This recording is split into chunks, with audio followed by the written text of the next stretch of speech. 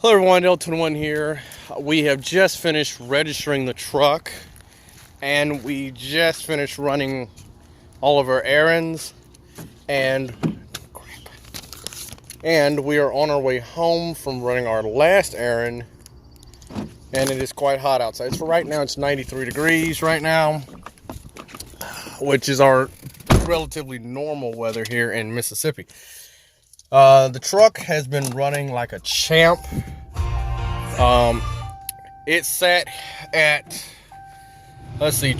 going with traffic, the truck sat at 90 miles an hour on cruise control and ran like a champ. Sorry about the air. Again, this thing, it's doing its recalibration, but that's going to stop blinking.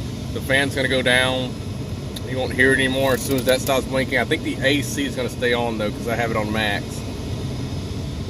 And there it is, switching out of defrost, and it's should stop any moment now. And there you go.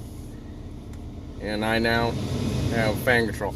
It doesn't do it every time. I don't know what. It's clearly something with the programming in the HVAC module. But to get a brand new HVAC module to be programmed with my doors is $338, and to get a brand new Tesla style radio is about $600. So I'd rather just spend the additional $300 to get the entire radio that has the HVAC controls in it, rather than paying $300 for an HVAC module I'm not gonna use for too much longer. So anyway, we are on our way home. We've done all of our errands. I won't say all of my errands. I've done most of my errands that I was going to do. I might swing out to my God families and see how they're doing, if they're all right. Other than that, I mean, like I said, the truck's been running really nice.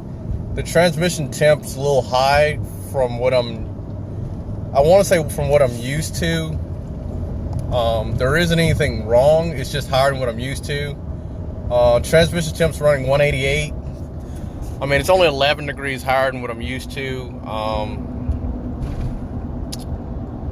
The thing is I don't have any means of telling me if the transmission intercooler or the transmission three-way valve is actually closed. I don't know. It could be open. I don't particularly know without hooking a scan tool. Actually, my scan tool won't even tell me if the three-way valve is open or not. It'll only give me the option to reprogram it if it's been replaced. That's it. I would like to think that it's closed.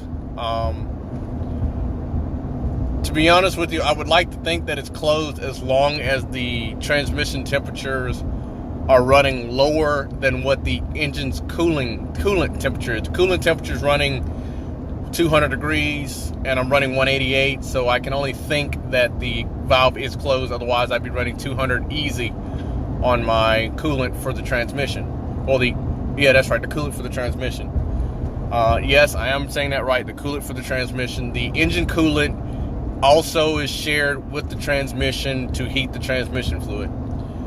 So everything's fine and dandy. I went to Lamar Auto Salvage. I did get a new to me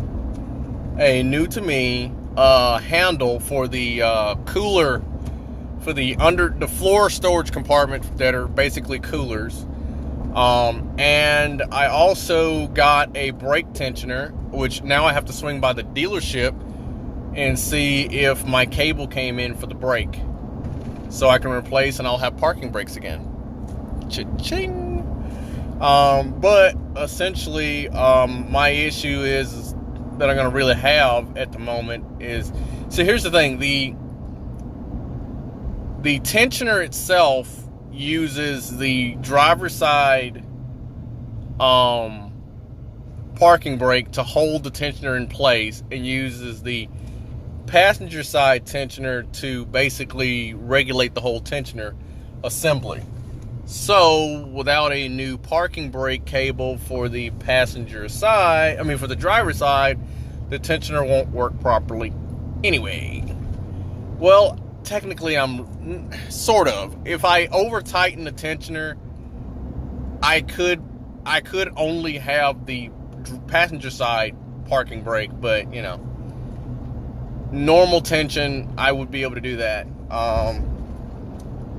Anyway, we're going to the dealership. I don't know if I want to video that part, because I want to video it because there's nothing on YouTube about the parking brake assembly itself and how it works and so and such. Now, I can't remember what garage has it to where there's a YouTube video on how to replace your brake cable, but nothing stands out for the actual tensioner itself on what it looks like, how it's held in place and stuff like that.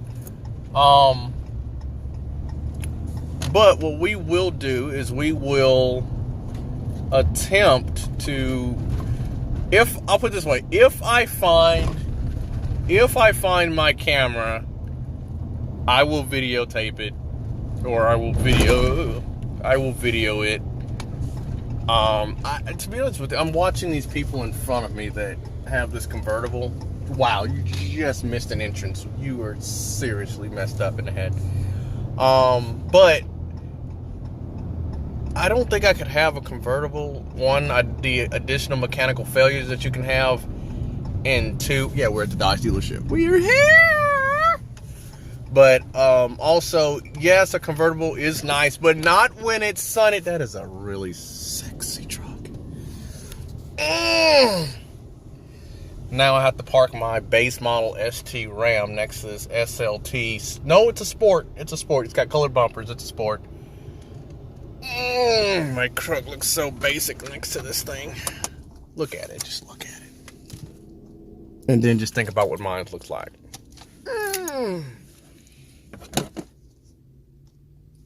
She's sexy. But looking at the interior, which is, I find this real interesting. His mirrors are hold on, wait. I'm trying to look at the hell. Oh, okay. His truck is an early model 4th gen. He has the 09 to 2012 model, looking at the headlights. That's why his mirrors don't look as new as mine. And that's why his radio has the weird Now, if you have a 13 and up, your radio will still look like this here, but you'll have a screen like this. But what will happen is that it won't be touchscreen. And you'll have a few more buttons here, and you won't have some of these other doohickeys. But you'll have a touchscreen.